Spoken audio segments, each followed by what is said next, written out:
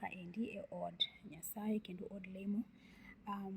Kawuono wadhi chako somo buk mar Chakruok 1 ka wadhi mbele. Koro de wahero Nyasaye ni mondo wabi mbele ni mondo wachak gi lemo. Wuonwa manie polo, nyinge bed maber, gimidwa timo e piny kaka timore e polo. Imiwa tinende, chiemo matinende, iwenwa richo kaka wane jogo matimonwa marach. Kik iterwa kar tem to mondo igolwa e richo, nimar loch gi teko kod duong' gin magi nyaka chieng'. Amina. Daher mondo wachak kawuono e buk mokwongo mar Chakruok. Pile ka pile wadhi somo chapter 1 mar kitabu ka wadhi mbele. Kawuono wadhi chako gi buk mar Chakruok. Chakruok en Genesis e dho Kisungu. Wachako some. Chwech piny kod dhano. Kar chakruok, Nyasaye nochweyo polo gi piny. Piny ne onge kido, kendo gimoro ne onge e iye. Mudho mandiwa noimo ataro mang'ongo, kendo Roho mar Nyasaye ne wuotho e wi atarono. Eka Nyasaye nowacho niya, ler mondo obedie, mi ler nobetie. Nyasaye noneno ni ler ber, mi nopoge oa kuom mudho. Nochako ler ni odiechieng', to mudho nochako notieno. Piny noyuso kendo noru, mi mano nodoko chieng' mokwongo. Eka Nyasaye nowacho niya, gima pogo pi diriyo mondo obedie. Kuom mano, Nyasaye nochweyo gima nopogo pi mamalo gi pi mapiny, mi nobedo kamano. Gima nopogo pino nochako ni polo. Piny noyuso kendo noru, mi mano nodoko chieng' mar ariyo. Bang' mano Nyasaye nowacho niya, pi manie bwo polo mondo ochokre kanyachiel mondo lowo motwo onen, mi nobedo kamano. Nochako lowo motwo ni piny, to pi mane ochokore nochako ni nam. Mi noneno ni gima nosetimo ber, eka nowacho niya, gik moko kaka buya gi cham kod kit yien duto manyago olemo mondo otwi e lowo. Kamano gik moko kaka cham kod kit yien duto manyago olemo notwi e lowo. Mi Nyasaye noneno ni gima nosetimo ber. Piny noyuso kendo noru, mi mano nodoko chieng' mar adek. Bang'e Nyasaye nowacho niya, gik marieny mondo obed e polo mondo opog odiechieng' gotieno, mondo onyis ndalo mitimoe sewni kod chakruok chwiri gopon kod higni. Ginirieny e kor polo mondo gikel ler e piny. Kamano Nyasaye nochweyo gik marieny ariyo madongo mondo orit odiechieng' kod otieno. Mane rito odiechieng' ne duong' moloyo mane rito otieno. Sulwe bende nochweyo. Noketo gik marienygo e polo mondo okel ler ne piny, kendo mondo orit odiechieng' kod otieno, ka gipogo ler kuom mudho. Nyasaye noneno ni gima nosetimo ber, piny noyuso kendo noru, mi mano nodoko chieng' mar ang'wen.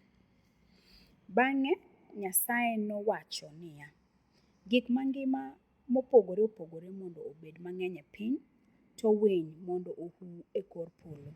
Kuom mano Nyasaye nochweyo rech madongo mae nam, gi gimoro amora modak e pi kod kit winy duto, mi noneno ni gima nosetimo ber. Eka nogwedhogi kowacho niya, gik moko duto manie pi mondo onyuolre kendo opong' nam.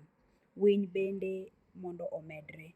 Piny noyuso kendo noru, mi mano nodoko chieng' mar abich.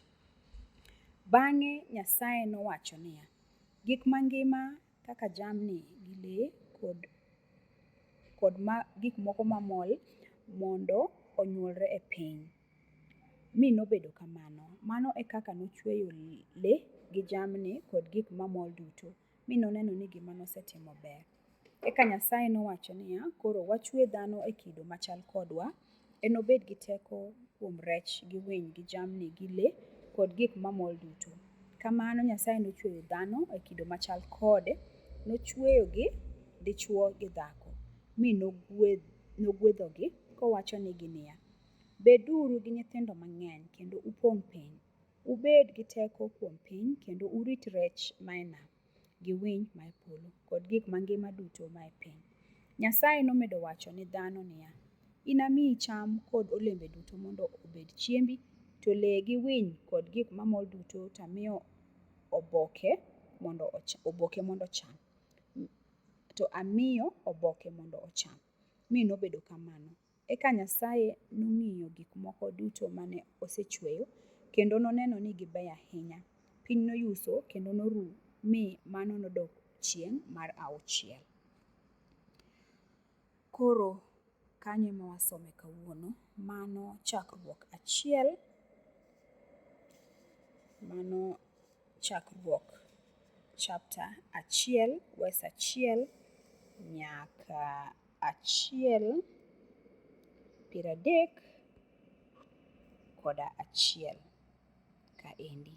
Kawuono wasomo chakruok 1:1 nyaka 31. Mano first chapter mar chakruok mar the book of Genesis gi kisungu. Mano chakruok 1:1 nyaka 31. Mano emuma ma wasomo kawuono. Agone Nyasaye erokamano maduong'. Wuonwa manie polo, isekonyowa wasomo chakruok 1:1 Nyasach polo nyaka 31. Imed konyowa Jehova. Roho maler warwaki ni mondo ikonywa mondo inyiswa tiend wechegi kata sama wasomo. Nyasaye maber. Ikonywa Nyasach polo koda piny kata ka wamedo somo chakruok kwadhi mbele. Nyasaye ni mondo ibede kodwa. Erokamano.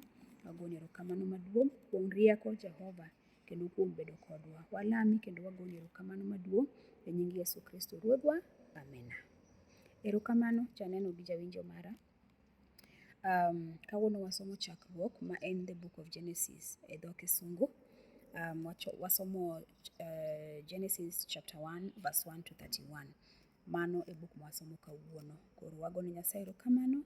Agoni erokamano ibende kuom bedo koda nyaka watieke. Warom e chakruok